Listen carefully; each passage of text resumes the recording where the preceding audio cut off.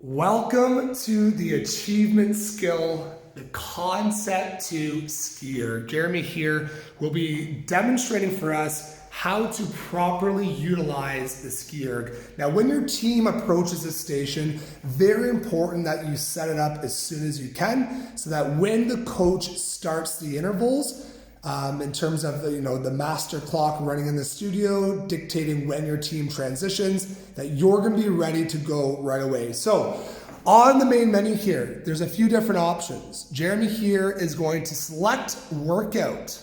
Very nice, Jeremy. There's a button that says custom list. He will go to the custom list, and at the very top, you're going to see 30 on, 30 seconds of rest. He will then select that. Wonderful, Jeremy. So now Jeremy has successfully set up his team to all ski back-to-back, 30 seconds on. There'll be a 30-second rest or transition time. And that's when the next teammate will then approach the skier. They'll get themselves situated properly. They can start a tad early, getting the form down. And then once that 30 seconds of rest ends, they can take off at their own fastest pace. And at the end of this 30-second interval, you will notice that it will show you how many meters that you've gained within the 30-second time period. That is what we're measuring here today, is your max power output. So the two biggest numbers we're looking at is the second number from the top. This is going to show you your average pace per 500 meters. And the third number is showing you how many meters you're gaining throughout the duration of the 30 seconds. So again, back to the main menu. I'm going to show you this again, guys. Select workout, custom list. Top, you'll see 30 on, 30 seconds rest, super easy to get to, and that will set your team up for success at the ski erg station. Now, very, very important, everybody. You're gonna notice that Jeremy is quite a tall man. He definitely does not wanna stand too close to the ski erg, keeping that in mind. In order for the timer not to start early, Jeremy is slowly pulling on the handles to about right there. That will ensure that the timer does not start before he actually wants to put his timer on. Jeremy has stepped back so far that he will not hit his head to the computer module.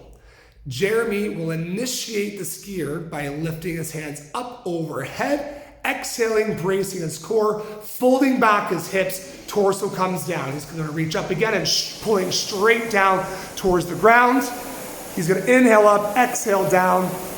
Jeremy will be on for 30 full seconds here, going at his own individual pace, maintaining powerful strokes, flat back, core bracing, powerful arms for a full 30 seconds.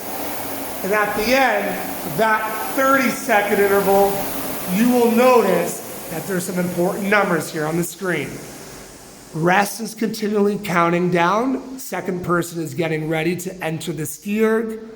His total meters for his 30 seconds there, done at his own moderate pace, was 137 meters.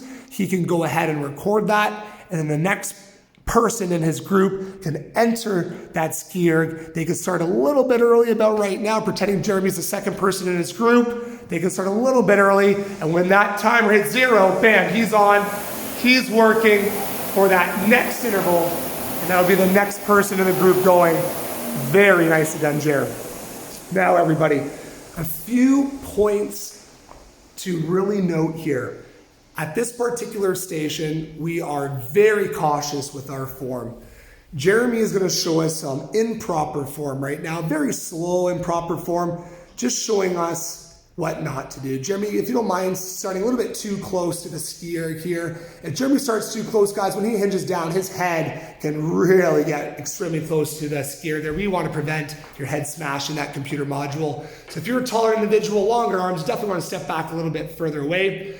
Jeremy here, instead of hinging the hips, he's just going to fold the torso down and round at his back. We want to prevent this motion. Look at this form, everybody. Tell me this is good form. No way in heck that's good form. So let's prevent that at all costs, everybody.